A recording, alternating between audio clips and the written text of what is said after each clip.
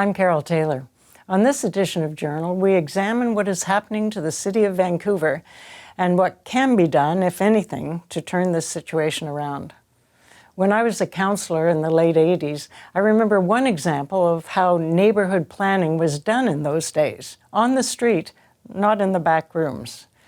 A brand new False Creek residential development to be built on industrial land, while controversial, was to be a centrepiece of new urban planning principles. Immediately questions arose, like how can you have density without amenities like parks? Or you can't start building without thoughtful plans for infrastructure and traffic management. Most importantly, you have to talk to residents or future residents about their needs. Larry Beasley, urban planner for the city, was not content to just send paper reports to council. He took a group of us down to False Creek so we could actually see the design initiatives that were important to livability, rather than just plunking down apartments. As a sidebar, part of the lesson was about quality, dramatically emphasized when he was mid-sentence explaining why a certain kind of rock or riprap had to be used along the shoreline to prevent rats from infesting the residential area. When just at that moment, a rat appeared and scampered right up to us. All right, pay for the right riprap. But the point actually is, Larry Beasley was always hands-on, walking the streets, talking to residents, asking questions, listening, responding, ensuring we built a city for its citizens. It is a big reason why Vancouver has so many unique neighborhoods. And for many years, those streets became mini communities, safe to walk, shop, talk with your neighbors. Larry is not happy with what he is seeing today. The province has decided it can design our cities from Victoria. He joins us after this break. Larry Beasley is, of course, the author of this really special book called Vancouverism, and it is dense with how urban planning was done and all the complications and how you work through to find results that work for a community. And your love, obviously, of urban planning is throughout. So what do you think about the Vancouver today? Is it the Vancouver you loved? No, it's not actually, and I'm worried about the various things we're trying to do to address the issues. Often, I'm very worried, are going to backfire on us, and because they're not being understood in the context of the complexity of planning, development, management, of local government. Really. Can you give me an example? Well, at the provincial level, there's Bill 44, there's Bill 46, Bill 47, M216, I think it is. Overall, those bills, trying to do things like achieve affordability and make things more efficient, are going to backfire in five major ways. Number one, we are not going to see people involved anymore in our local government the way we used to, because the bills stop public hearings. They stop the ability for a citizen to even express an opinion. Number two, they gut the powers, and less the powers, but the responsibilities and the tools of local government. Number three, they do these, and yet there's so many unintended consequences. And I've gone through the bills in a lot of detail, and I go, oh my goodness, that's going to happen. And I know it's going to happen because I've been in this business of development management for 30 years, and I know how it works. And number four, they are, even with all that, there's no guarantees of affordability. There's no affordability. It's going up, actually. As a matter of fact, all of these bills are based on a simple idea that, in theoretical terms, I guess, is there, that, if you just increase supply, then prices will go down. Well, we know in the complexity of the development industry, the whole development industry and the land development, it doesn't work that. There are too many extenuating factors, and you need to manage it. And then number five, it doesn't start to offer any of the new tools that are being used in the smart cities around the world. For example? Well, for example, secure affordable housing. There are different techniques happening with nonprofit home ownership. There are tools that we have that we've used in the past, like rehabilitation supports and all of that. There's no assistance really with the fundamental problem of delivering the infrastructure when you add many, many people into a community. So not only we're not getting affordability, we're not getting the quality that is going to happen. In fact, what worries me is that some of these bills, and we can go through them to really pull this apart, they're actually going to lead to lack of affordability. Because if you know how this works on the street, how you operationalize these things, unless you balance managing land value increases and speculation with giving rights for development, you just increase land values. And when you do that, that means the developer can't buy the land and build within any kind of pro forma that would work. And so things don't happen. Or when they do happen, it's at a level of delivery, cost-wise, that is not going to be affordable. And this is not theoretical, because if you look at the Mount Pleasant neighborhood in Vancouver, which is heritage houses, and it's a lovely, beautiful, different neighborhood from Kitts. But already what has happened is if a developer or probably an investor is starting to assemble lots so that they can build towers in the middle of all of these houses, immediately the price of all of that land has gone up. It's already gone up. It's not that it will in the future. So therefore, whoever becomes the developer, their cost base now is so high, there's no way it's going to be affordable. That's right. And you know, yes, if you had a project that you were underway and some of these things come into place, maybe it helps you a bit. But that's just a few projects. But let's look at the other side too. The one, Bill 44, which is to facilitate the integrated small-scale infill. A very good idea. But look what's happening in Edmonton and Regina and other cities where it's been pushed too far, too fast, and it's starting to actually explode neighborhoods, pull them apart. So there are people beginning to rise up and say, oh my goodness, you know, we want that kind of additional housing, but not to the extent that neighborliness is gone and scale is gone and quality is gone, character is gone. And we're not getting the affordability out of it because we know in the market that the kind of demand that's out there will bid these prices up. We have to get into the tools of nonprofit development companies, for example, that you see in Rotterdam. Rotterdam delivers the most affordable housing in Europe. Why is that? Well, they have nonprofit development companies. They're not working for profit. They're working to build. Yes, they include profitable product, then they reinvest that product into, or that profit into nonprofit product. So they're delivering that whole range that people need. I mean, there needs to be a place for the $10 million apartment, but there also needs to be a place for the $40,000 apartment. And I think it's simplistic just to talk about numbers. And so for densification, they're talking about, we want this many new units, and this, without thinking about where it might work or not, just blanket statement. So one size does not fit all of their cities around BC. No. But the other thing is when you just say units, they make small units. And so if you're talking about livability for a family, maybe you've got 2 kids. That's not really a weird situation. That's what the bulk of our community is. They can't live in any of these places.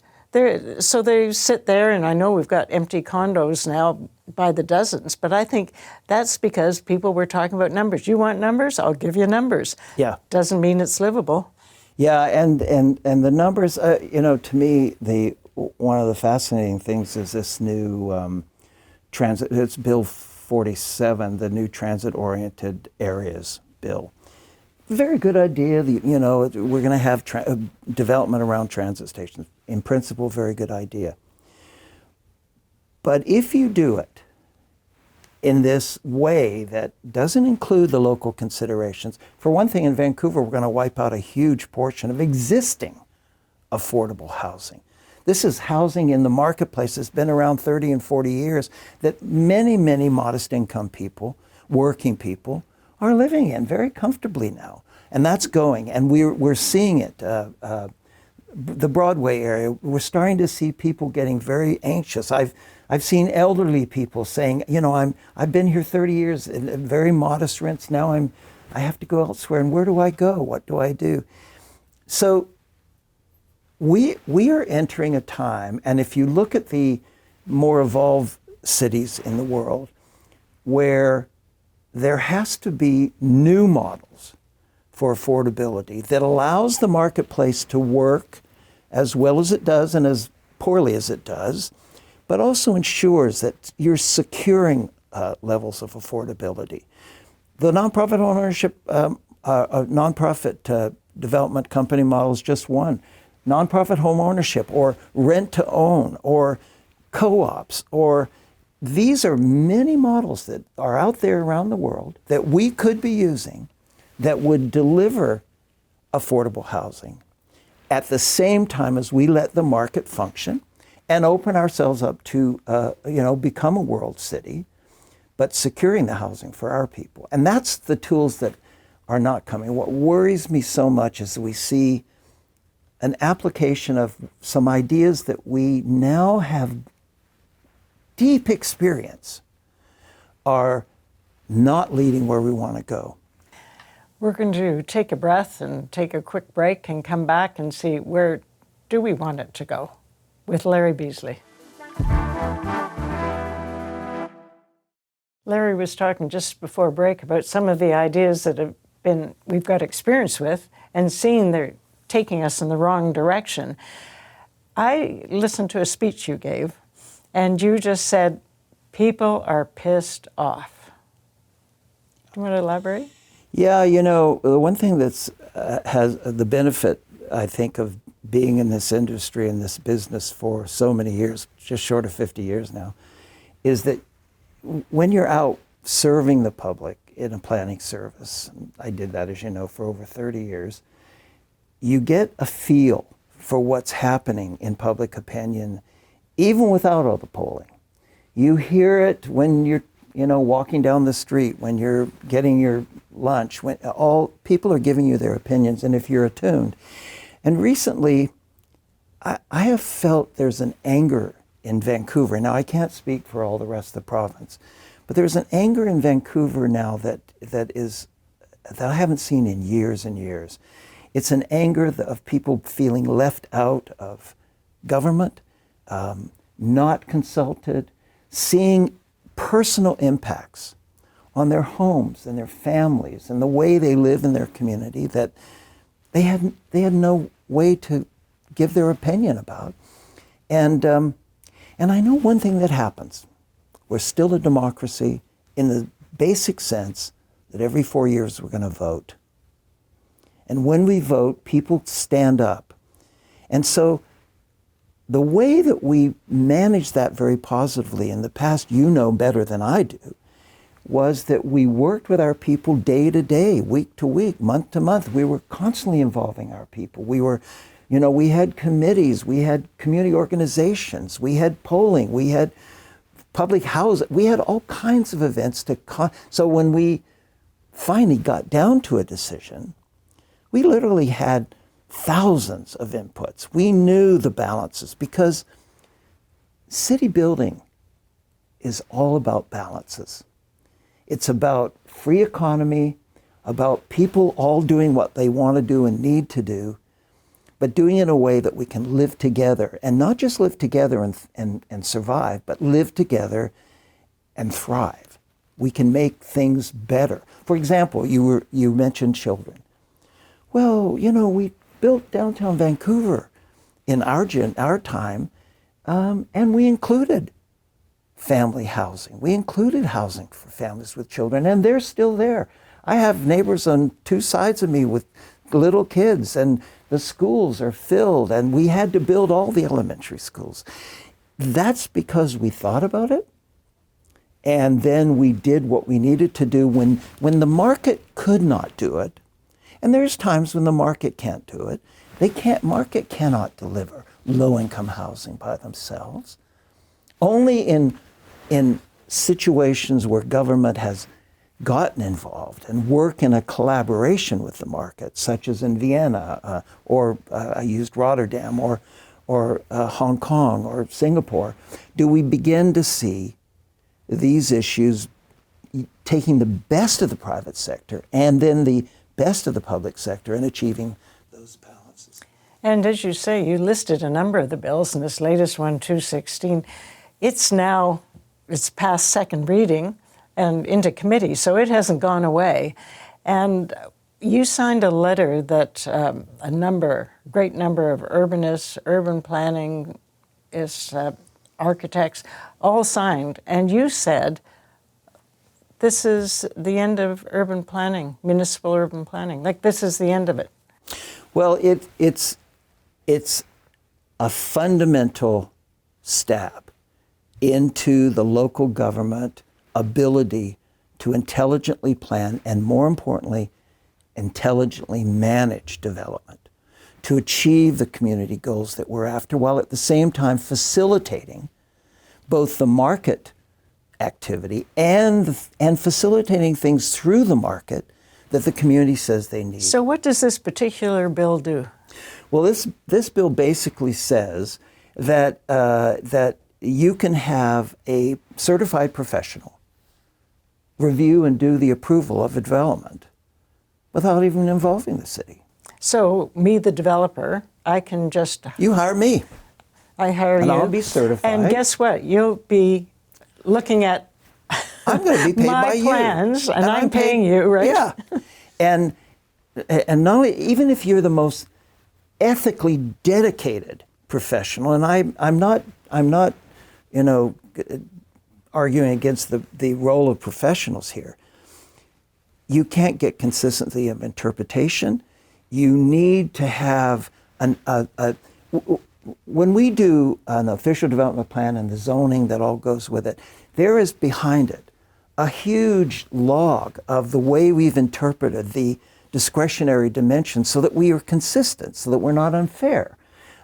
There is always the imperative that we find out how neighbors feel about it and try to do the things that would make sure that the development not only happens, but happens in a way that's good for the community. So that's gone. If this bill passes, are you saying to me that a developer can hire one of these consultants and he signs off, yes, this is a good building and everything?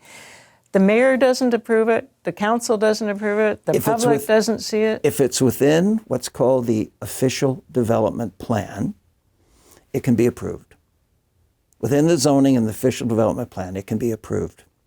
Then, if it's not quite within the zoning, but it's within the official development plan, you go back to one of the other bills where you can have the council consider it without a public hearing to do a rezoning.